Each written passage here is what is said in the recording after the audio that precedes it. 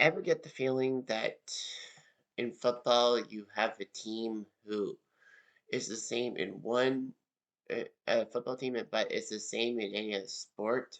Can you imagine if you have a football team that's like the hockey team and the Colorado Avalanche, if the Broncos were called the Avalanche, and the Colorado Avalanche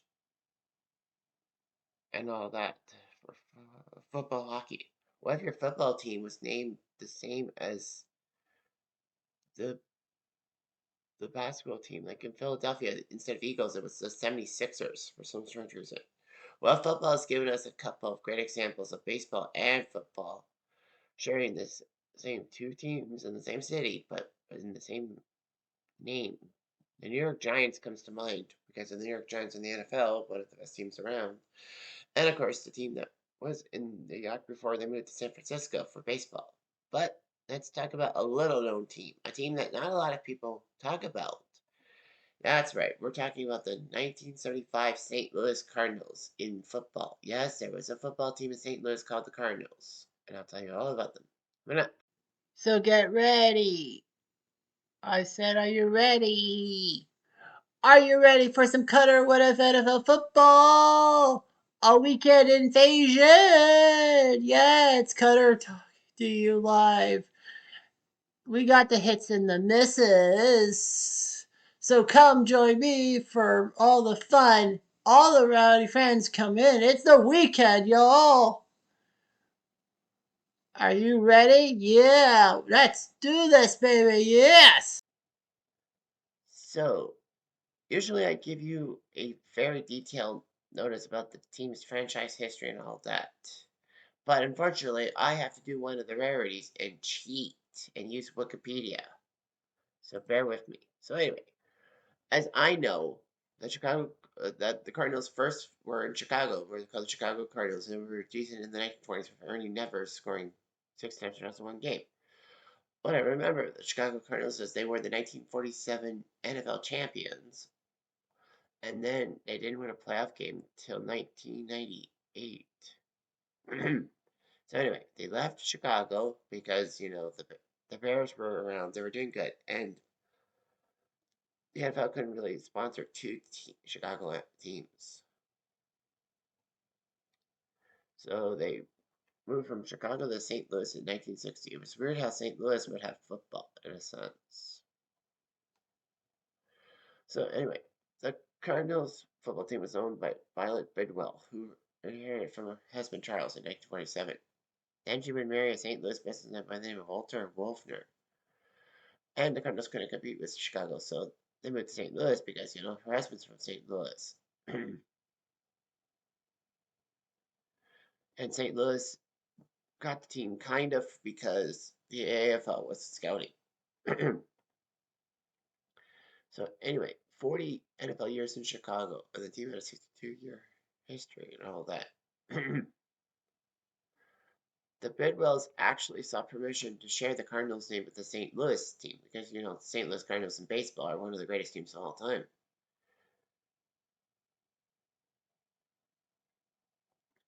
Anyway, so that was that. They were called the Big Red and the football Cardinals to avoid confusion.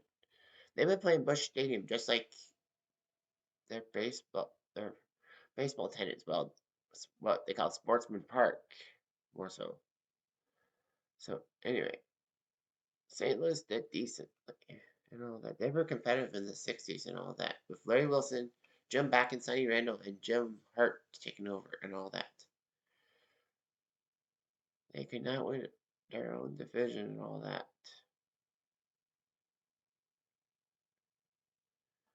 They did finish third in 1964.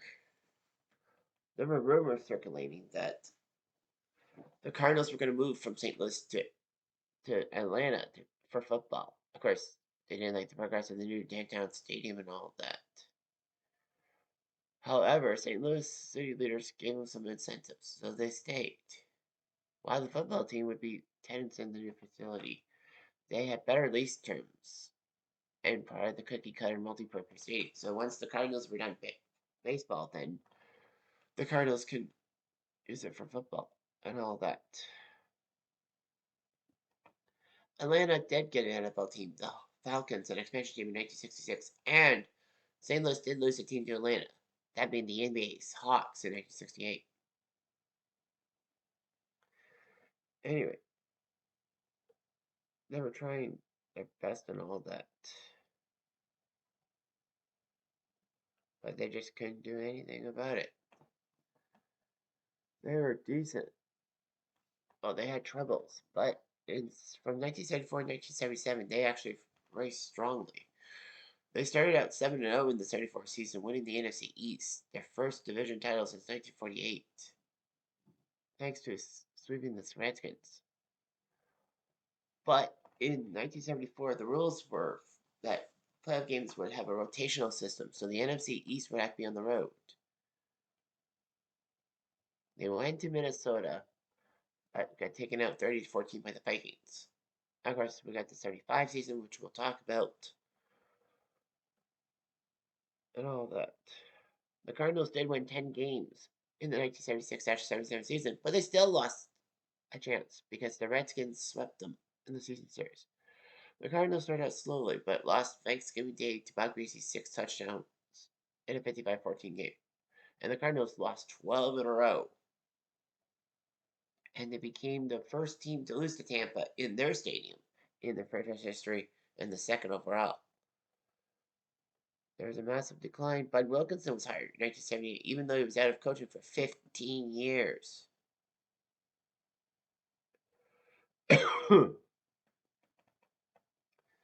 So, regardless of that, the Cardinals just had some problems and all that. They actually had a shot. They got to the 1982 season playoffs, but only because this season was strict shortened. The Cardinals went to Green Bay and got trounced by the Packers. They actually entered the final weekend of 1984 with a chance to win the NFC East by defeating Washington, but they missed a field goal, a last-second field goal. 9 wins, but no, I don't know. So St. Louis did not like the football Cardinals, so they moved. So Bill decided to move to Phoenix and all that. The owners allowed them to go to Arizona. So Arizona did their jobs and all that. Rumors were circulating that Jacksonville and Baltimore wanted the Cardinals. Jacksonville would get the Jaguars in 95, expansion team, and the Ravens would get their team via Cleveland in 95. So anyway, the St. Louis Cardinals, as the St. Louis team, went to 3 playoff games and couldn't win any of them. So yeah, they never hosted a playoff game. They won the 1964 playoff bowl, but that was between the second place teams in each of the divisions. They had a 481 winning percentage. And that's pretty much it. So yeah, I knew about Jim Hart. So let's talk about the Cardinals and their 1975 season. So as you can see, when we talk about the 75 St. Louis Cardinals, Bill Billwell as owner, Eric Coryell was the head coach before he went to San Diego. They played at Busch Stadium, the same as the St. Louis baseball Cardinals. Won 11 games, won the division, but couldn't win their 5 games. They had many Pro Bowls, including one of the dirtiest players ever, Conrad Dobler. So anyway, the Cardinals did fantastic. And this would be the last time in a full season the Cardinals franchise would make the playoffs until 1998 when they moved to Arizona. They were known as the Cardiac Cards. 7-1 in games that were decided in the final minute of play, akin to the 1980 Cleveland Browns. The Cardinals would not win their division until 2008-09. In the 75 NFL draft, they didn't really draft too well and all that. Cardinals roster, Jim Hart was their starting quarterback. Dennis Shaw from San Diego State, the San Diego connection. Backup, Steve Jones, Terry Metcalf, and Jim Otis in the backfield. Of note, Mel Gray, Ike Harrison, Harold Thomas, J.B. Kane, and Jackie Smith, great tight ends. Unfortunately, though, J.B. Kane would die years later from a heat-related stroke. Offensive linemen were Dan Deerdorf, Conrad Dobler, Bob Young among them. One of both, Bob Rowe and Ron Yankowski, defensive linemen. Larry Stallings, your linebacker.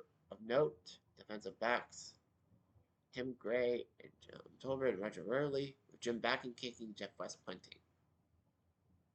Cardinals were 11-3, winning the division by just one game over the Cowboys. They both were 6-2 in the division, but Cardinals were 11-3. They were given the 3 seed because Minnesota and LA both won 12 games. Minnesota had a tiebreak with the Rams, I think, for conference. I think.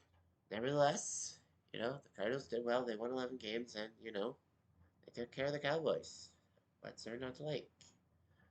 So the Cowboys were the wildcard team, the top team that did not win their division. So you know they went to the NFC divisional round. Went to LA, had to face the Rams, 3-2, and the Rams put 28 points on them in the first half. So the Cardinals were dead on arrival, losing 35-23 to the Rams. So of course, kind of a boring season, don't you think? But nevertheless, the Cardinals. What if they did go to the NFC title game? We shall see. So here we are, the 75 Cowboys and the 75 Cardinals. The Cardinals would beat the Rams, but the Cowboys beat the Vikings. And yes, that was the famous Hail Mary game in which Drew Pearson caught the ball from Roger Staubach, even though there was kind of offensive pass interference on Nate Wright. So, yeah. But anyway, Dallas would go to St. Louis for the NFC title game and not in LA. Of course, the Cowboys in real life beat the Rams to make the Super Bowl against the Steelers in Super Bowl 10. But let's see if they can win in St. Louis. Here we go.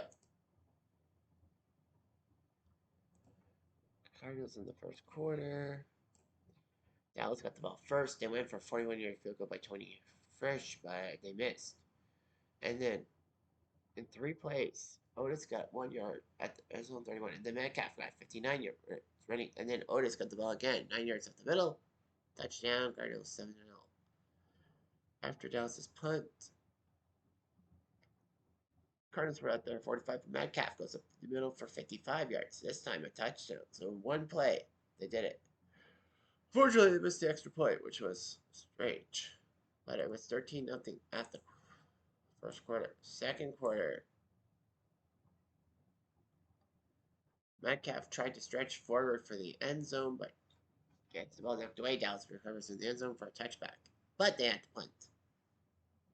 A nice return by the Cardinals got it to the 21 of the uh, Cowboys. Otis touchdown, 8 yards up the middle, made it 20-0. And that was probably right. Jim Bakken went for 48-yard field goal, but went wide right, Scott Norwood style. Then Tony Fish on the last play of the first half got a 19-yard field goal and make it 20-3. And then in the third quarter, the Cardinals got the ball first and drew 8 plays, 67 yards. Otis got a touchdown catch, make it 27-3. Dallas got a touchdown, Staubach to Fugit, make it 27-10. In the fourth quarter, Metcalf fumbles the ball, and the Cowboys get the ball at the Cardinals 19 and get the touchdown on first and goal with Drew Pearson making the catch, making it 27-17. And then there was a Cardinals encroachment, but then Staubach to Newhouse in the end zone, touchdown, make it 27-24. St. Louis had to punt. Dallas had to run 56-yard field goal by 20 fresh, wide right again. Cardinals just ran the clock down, and it was pretty much game set match. The Cardinals would have beaten the Cowboys 27-24. Jim Otis touchdown run. Terry Metcalf was named player of the game, if you must note. Otis French with the field goal. Otis with the touchdown from Hurt 27-3, and then Staubach to Fugit, Staubach to Pearson, Staubach to Newhouse. Efficiency 5 for 14 for Dallas, 3 for 10 for St. Louis, 230, 192 running yards for the Cardinals. Passing yards were the same, literally. Newhouse ran for 152, but no touchdowns. Metcalf ran for 174 and a touchdown. Jim Otis had 2 touchdowns. So the Cardinals could run the ball, the Cowboys could pass the ball. Staubach 13 for 24, 132, 3 touchdowns. 11 for 21, 27, 1 and 1 for Jim Hurt. Gabriel Jordan with the only interception. French made a 19-yard field goal, but missed from 41 and 56. Back in this from 48. So the Cardinals would face the Steelers in the Super Bowl. I can't remember where Super Bowl 10 is. Oh, it was in Miami.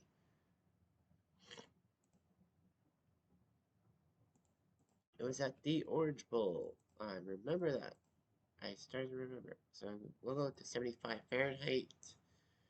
Change the home team to the Steelers because they were the Super Bowl 10 team. So the Cardinals would have to head to Pittsburgh. Take on those 12 and 2 pesky teams. Make sure that everything is the same. Yeah, everything's the same. Cardinals. Yeah, just make sure. So anyway, yeah, they have to face the Steelers in Super Bowl 10. Let's play. And let's see. I don't know about the Steelers. So anyway. Oh, nuts. We have to. It was supposed to be the Orange Bowl, but why did it? Yeah, sorry about that. That was a boo boo. Okay, yeah, that was a boo boo because it had to be at the Orange Bowl. Nevertheless, um, Pittsburgh got the ball first. They went for a punt.